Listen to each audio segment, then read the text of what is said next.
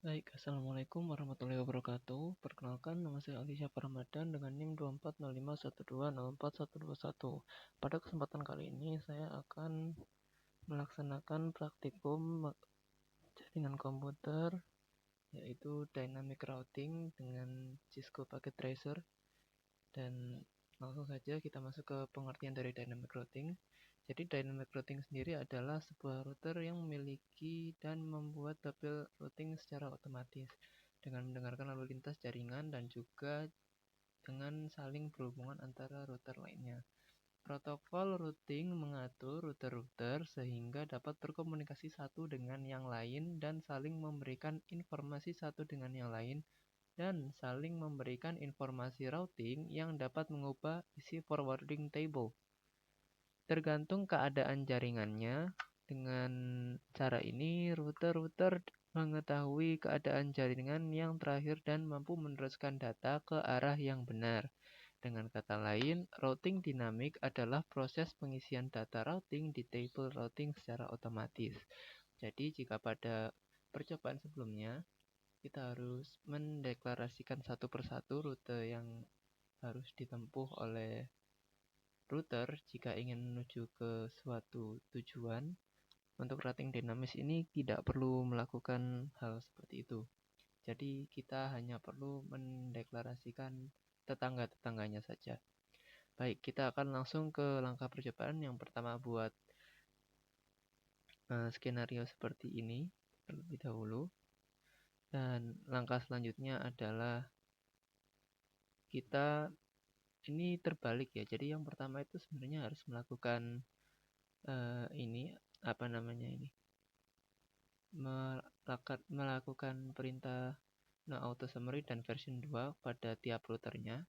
Ini dikarenakan jika belum melakukan hal tersebut pada CLI yang ada pada router, maka pada judul RIP di sini tidak akan muncul V2, yang mana itu akan berbeda nantinya.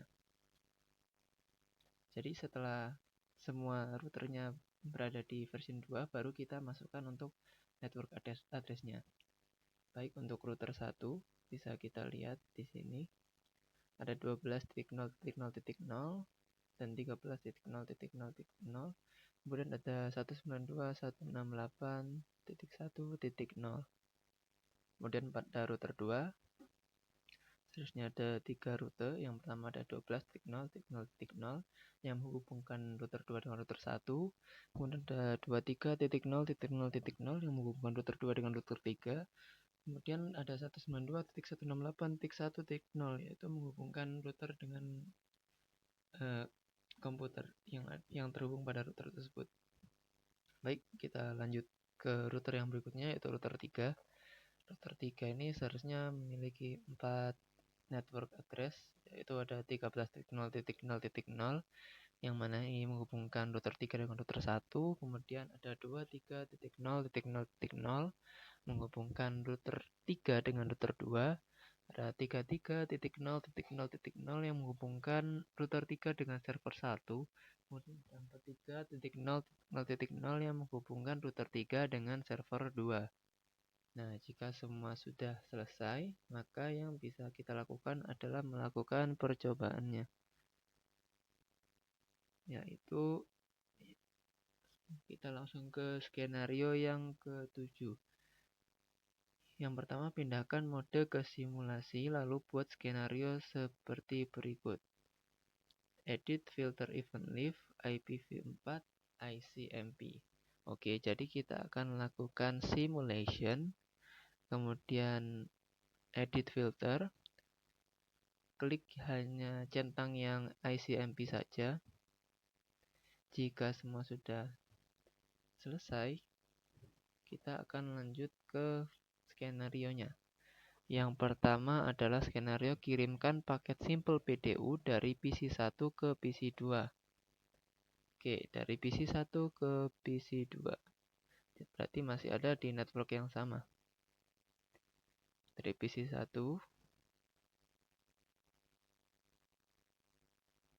kita akan lanjut naik ke router 1. dari router 1 sepertinya tidak berhasil ya. Ini sepertinya ada nyantol. Kita akan coba sekali lagi. Apakah sudah bisa? Dari lab 1 ke router 1, dari router 1 ke lab 2, dari lab 2 kembali lagi ke router 1, dan dari router 1 kembali ke PC 1. Oke, berhasil ya untuk dari PC 1 ke PC 2. Kemudian kita lanjut ke skenario yang berikutnya, yaitu kirimkan simpel PDU dari PC 1 ke PC 3. PC 1 ada di sebelah sini, dan PC 3 ada di router yang berbeda, yaitu di router 2. Baik, kita hapus dulu yang sebelumnya. Kemudian kita buat simple PDU dari PC 1 ke PC 3. Kita akan coba lihat. Baik, jadi langsung saja dari PC 1 ke router 1. Kemudian setelah sampai di router 1 akan dikirimkan ke router 2 melalui network 12.0.0.0. Ya, sepertinya terjadi nyantol lagi ya. Jika kita ulangi step by stepnya, seharusnya ini sudah bisa. Ya, bisa kita lihat dari PC 3 kembali ke router 2, kembali lagi ke router 1, dan kembali ke PC 1. Yang artinya percobaan ini sudah berhasil ya. Kemudian kita akan lanjut dari PC 1 ke server 1. Dari PC 1 ke server 1. Jadi seharusnya akan lewat 13.0.0.0 ya untuk menuju router 3. Baik, langsung saja dari lab 1 ke router 1. Dari router 1 ke router 3 melalui 13.0.0.0. Ya, sepertinya ada masalah lagi. Kita akan kembalikan dan kita akan coba sekali lagi. Sepertinya harus diubah menjadi real time terlebih dahulu. Baik, kita akan lanjutkan. Baik, ini sudah bisa menuju ke server 1. Nah, dari server 1 kembali ke router 3 melalui jalur yang sama, 13.0.0.0, kembali ke router 1. Dari router 1 kembali ke PC 1. Artinya percobaannya sudah berhasil ya. Kita lanjut ke skenario berikutnya dari PC 1 ke server 2. Yang artinya tetap akan melalui jalur yang sama, yaitu 13.0.0.0. Baik, kita akan coba buat menjadi real time sejenak, kemudian kita kembali ke simulation. Dari PC 1 naik ke router 1, naik lagi ke router 3. Dari router 3 akan langsung dikirimkan ke server 2. Dari server 2 dikembalikan lagi ke router 3. Dari router 3 kembali ke router 1, dan dari router 1 kembali ke lab 1. Jadi dapat dilihat meskipun tidak kita setting untuk routing statiknya, tetap dapat melakukan koneksi dengan routing dinamis meski tidak diperkenalkan secara satu persatu seperti itu.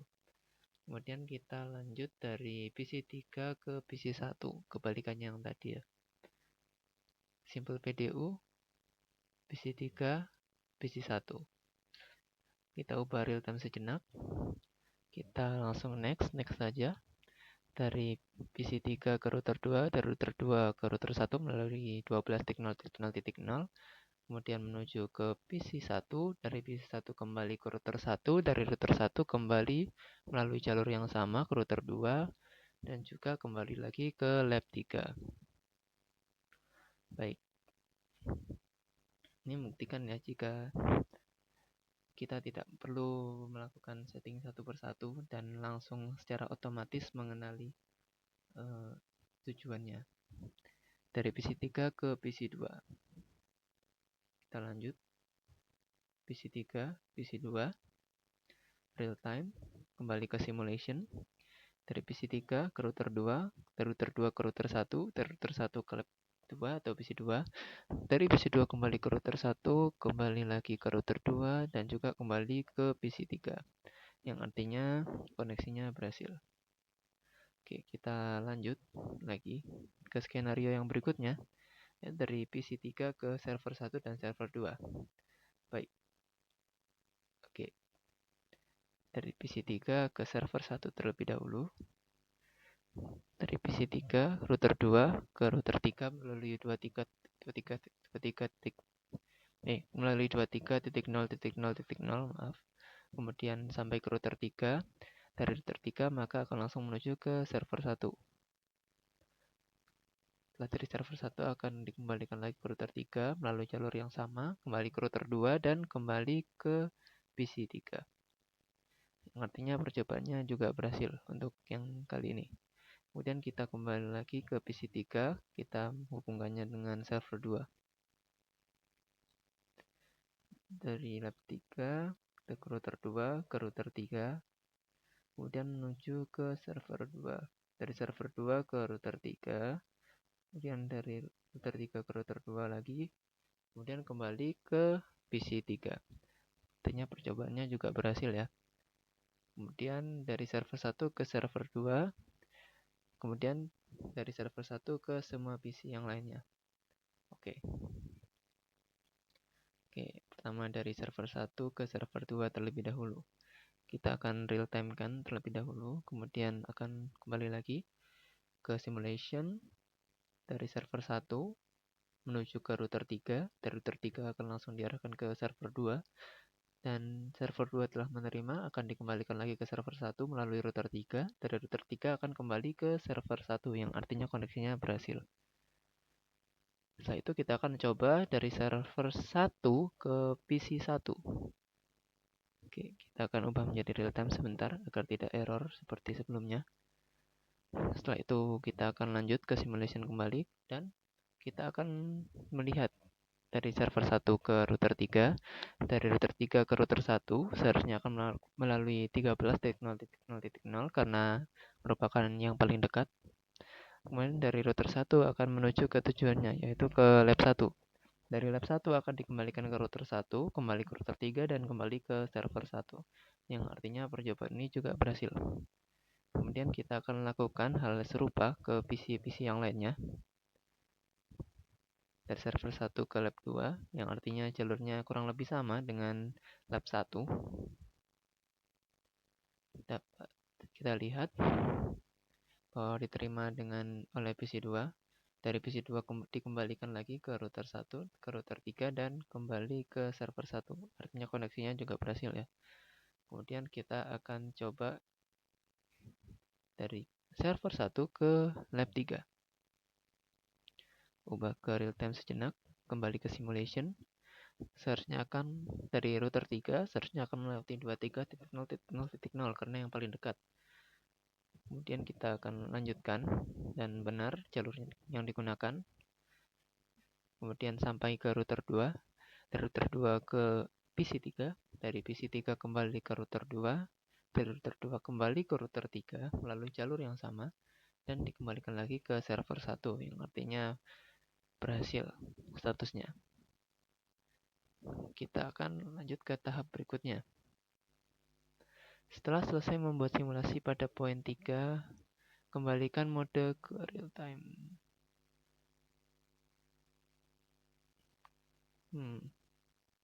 Oke. Lalu coba lakukan tracing dengan arah seperti poin 3. Arah seperti poin 3. Oke, kita akan lanjut saja. Kita akan lanjut saja sepertinya ke tahapan yang berikutnya, yaitu kita akan membuat skenario jalur routing R1 ke R3 jalurnya diputus. Oke, dengan mendisable salah satu interface router yang terhubung dengan R1, R3. Misal interface serial R3 ke arah R1, kemudian tunggu sekitar 15-20 detik. Sekarang coba lakukan pengetesan pada poin 7 kembali. Oke, dapat kita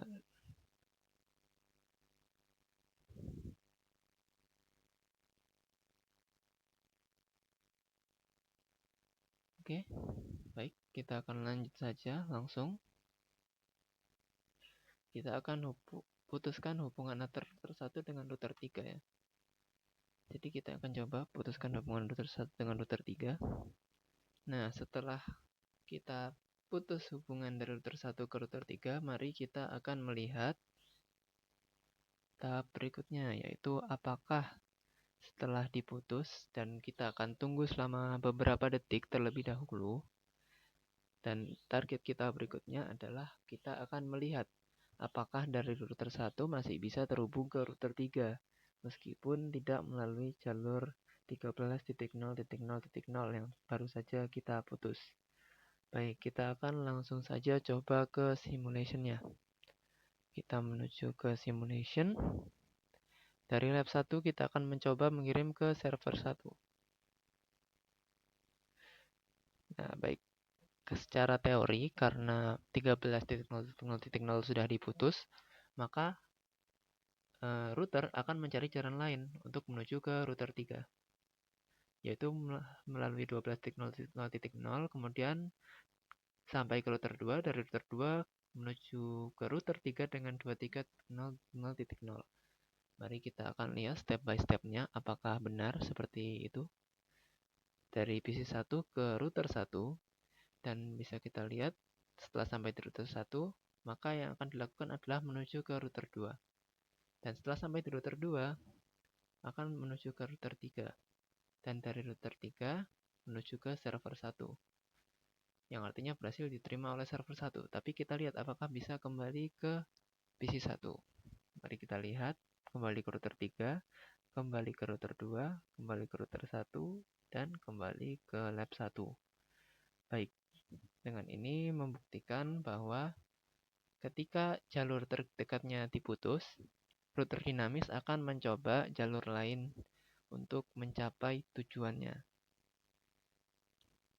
Kita akan coba sekarang dari server 1 ke PC1. Oke, kita akan coba ke real time sejenak, kemudian ke simulation lagi. Dari server 1 ke router 3. Dari router 3, karena 13.0.0.0 tidak ada, kita akan menuju ke 23.0.0.0. Menuju ke router 2. Dari router 2 menuju ke 12.0.0.0. Menuju ke router 1. Dari router 1 akan diberikan kepada lab 1. Dari lab 1 akan dikembalikan lagi ke server 1 dengan melalui router 1, router 2, dan kembali ke router 3. Dan dikembalikan lagi ke server 1. Dengan ini maka hubungannya berhasil ya. Meskipun telah diputus antara router 1 dan router 3, yaitu di 13.0.0.0.